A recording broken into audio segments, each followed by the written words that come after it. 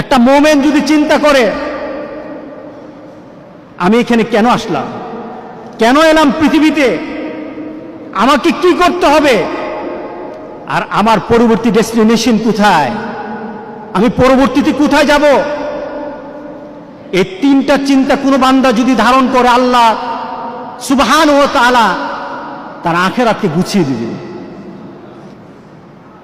আমাদের জীবনটা কেমন, আমাদের জীবনটা সম্পর্কে আমরা কি চিন্তা করতে পারি?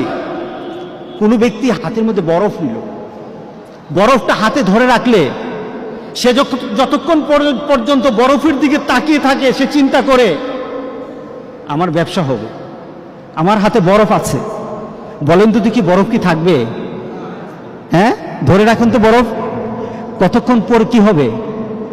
বরফ আর পাওয়া যাবে না, বরফ আর থাকবে না তার হাতে।